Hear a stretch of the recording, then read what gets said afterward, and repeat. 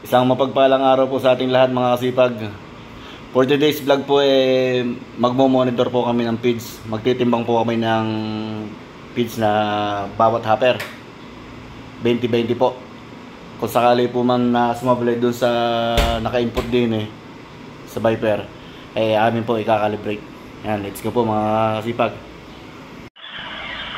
Ayan mga kasipag, naka-input na po yung pababagsakin namin na feeds. 80 po yan. Bali bawat bagsak po niyan 20-20 po sa isang hopper. Yan, destination 1, destination 2, destination 3 and 4. Bali po 80 yan. Mamaya tututalin namin sa actual na marireading po doon sa sa timbang, sa timbangan.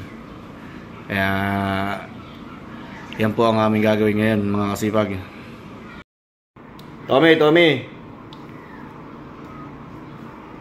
Tommy.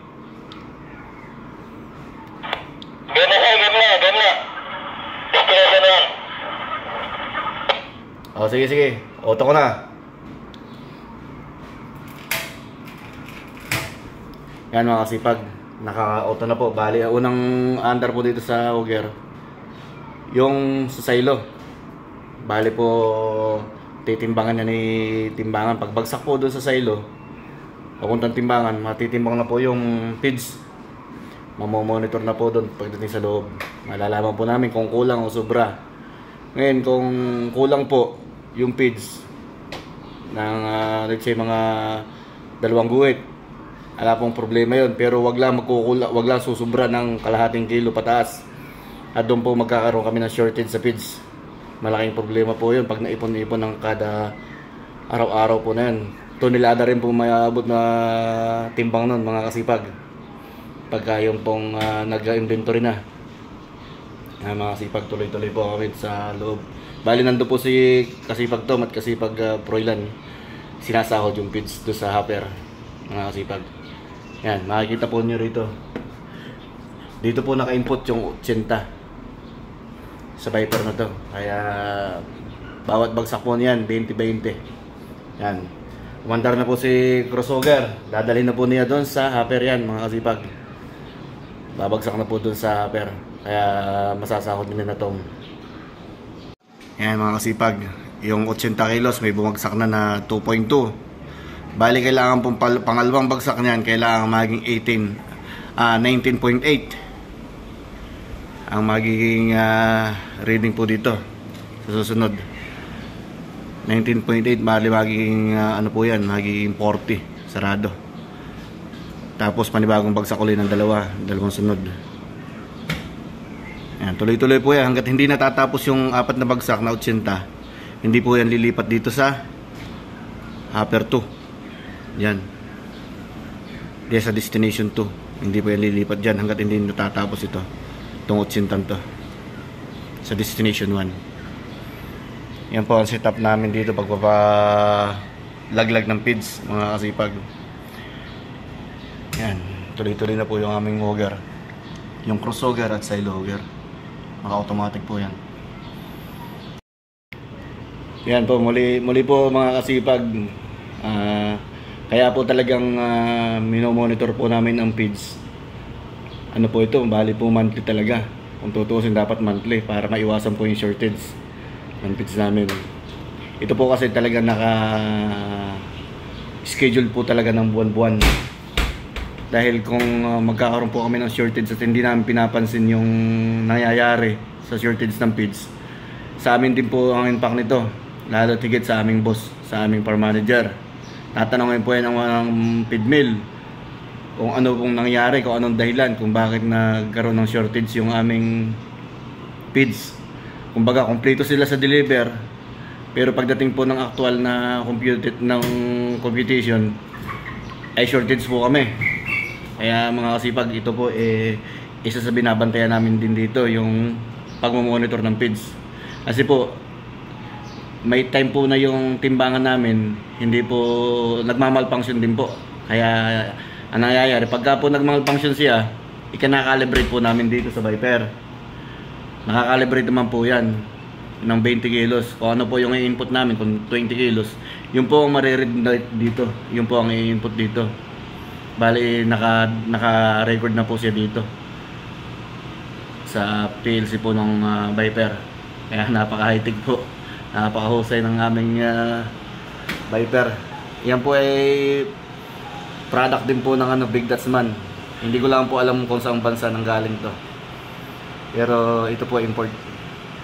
Bali po ang nito, Big Dutchman po ang tatak. Kaya napaka luwag sa amin na may ganito at may silo, dahil kabawasan din po ng mga trabaho sa loob ng building. Kasi kung imamanual po ang pagbubuhat ng feeds, naku po, 50 kilos isang sako. Ang pag nasa pangingitlog na po ang manok, kulang 400 kilos po sa isang hopper. 4 na hopper po ang laman ng isang building. Kaya bali 1,200 hanggang 1,500 kilos ang araw-araw po na ibubuhatin kung walang ganito at walang silo, mga kasipag. Yan, hinihintay ko lang po yung tawag doon sa loob. Nandun po si Kasipag Tom at Kasipag Proylan. Pag po yan ay ano na, yan, katulad po nito, waiting na po, naka-80 na po, transfer na po siya dito sa destination 2. Yan, hinihintay ko lang po yung tawag nila. Tommy, naka-ano na rito, naka-waiting na.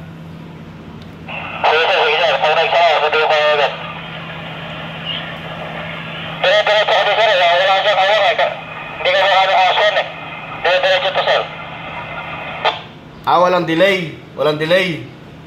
Sir, wala sir delay. Isa yung labas ng pitch. Mula yun na, hanggang yan, isa yung labas niya. Nito lang huli na to.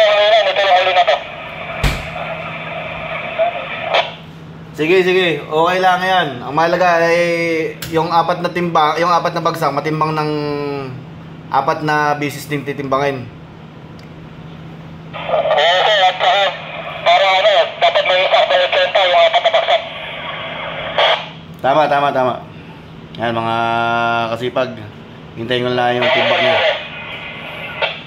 Kung 80 talaga yung bumagsak, mga kasipag. I-start ko na yung hopper to, ha, boy. Yan, malalaglag na isa yan. Yan, naka-start na po yung ating crossover sa side auger. Bali po, lalaglag na po yan sa destination 2. Yan, bumagsak na po ng isang bagsak, 19.9. Ang susunod po na yan, kailangan 20.1. Ang babagsak po na yan sa susunod. Ayan po, completed na po yung destination 1. Ayan po, 80 kilos ang bumagsak. Kaya accurate po ito, dahil tumawag po si Tom nung tinimbang po sa actual, 80 po naman. Kaya accurate ito, wala po kami dito pangamba na sumusobra o kumukulang. Yan, tuloy-tuloy po ang bagsak, mga kasipag. Nakadalawang bagsak na po dito sa destination 2. Yan, 40.1. Nagpi-feeling pa po. Ibig sabihin na yan, dire-diretso pa yung bagsak pag may ganyang feeling. Yan, tuloy-tuloy po siya, mga kasipag. Hopper 3.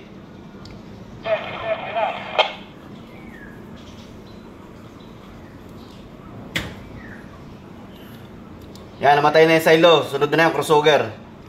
Yan, mga kasipag. Bali na sa hopper 3 na po, mga kasipag, ang bagsak.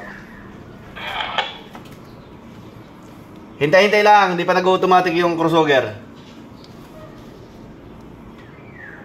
Yan, nag-peeling na po. Ayan, nag-start na po siya. Bali, hinihila na ng auger yung feeds papunta po sa hopper 3, mga kasipag. Lapit na po ito. Lapit nang matapos hanggang hopper 4.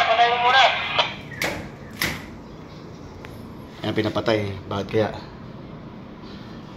Bakit? Anong nangyari?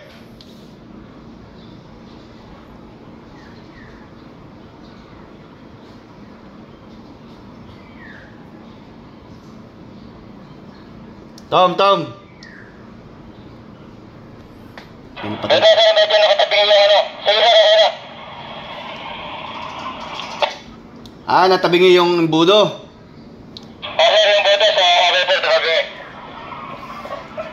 sige, sige, sige. Oh, uto ko na ulit. Oh, sige, sige, uto ko na ulit. Boy. Wait lang sir, wait lang sir, may bundot pala ng taga dito sa dulo. Itapon nyo diyan sa ano, sa flore, sa silong ng mating. Yes sir, nakatali dito sa dulo. Huwag sa thunder na.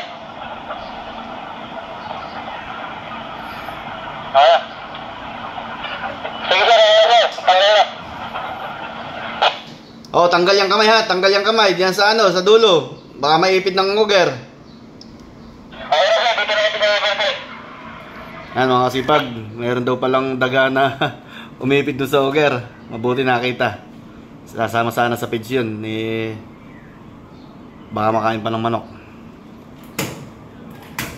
Yan, in-start ko na mga kasipag yung hopper para sa hopper tray.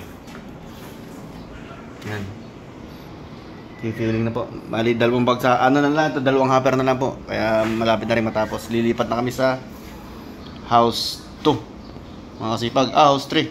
Natapos na pala namin kanina yung house 1. Bali, 8 buildings po ito na gaganituhin namin. Bali, siguro hanggang linggo tapos namin to. Dalawa-dalawa lang po ang request ni sir sa isang araw. Siguro hanggang linggo tapos namin to. Yan mga kasipag. Yan mga kasipag, bali completed na yung destination 1, 2. Tapos yung 3, 79.8. Kaya yung sobra dito sa ano, hopper 2, destination 2, 80.1. Bali walang problema yan dahil kinulang naman dito sa kasunod. Yan, completed na paparehas. Bali, hopper 4 na lang. Destination 4. Unang bagsak na yan, 19.9. Yan mga kasipag. Yan po mga kasipag, malapit na pong matuos hanggang destination 4. Completed na yung 1 to 3. Hintayin na lang po yung destination 4. Bali, hintayin ko lang po yung dalawa rito na lumabas dito sa loob ng building. Saka malalaman ko doon sa pictures, sa actual na pagtitimbang nila. Yan mga kasipag, lumabas na yung result ng destination 4, 80 sarado. Tapos mula 1, destination 1, 80, destination 1, destination 2, 80.1, destination 3, 79.8. Kaya yung 80.1 doon din na wala pong problema yun. Baga doon din na pupunta yung kulang doon sa destination 2. Tapos destination 4, yan, eksakto po. Accurate po ito mga kasipag. Ayos na ayos ito mga kasipag. Kaya pag re-report ko na ito, wala ditong problema dahil eksaktuhan po ang mga timbang. Ayan mga kasipag, nandito na si Kasipag Tom at Kasipag Proilan. Natapos na po namin timbangin yung feeds. Accurate naman po, hindi na po namin kailangan i-calibrate yung timbangan. Kaya panatag ang kaisipan ng aming boss dito. Dahil eksakto po naman, walang problema. Sakto mo? Saktuhan lang talaga. Accurate yung yung timbang. Parang ganyan sa baba lang. Ayan mga kasipag, okay na okay po. Mabutit hindi kami magkakalibrate dito. Yan mga kasipag, hanggang dito na lamang po ang aking videos. Sana po ay nag-enjoy kayo sa panonood. Sana rin po mga kasipag ipatuloy nyo suportahan ang aking YouTube channel. Mag-ingat po kayo. Maraming salamat po. God bless all. Bye bye.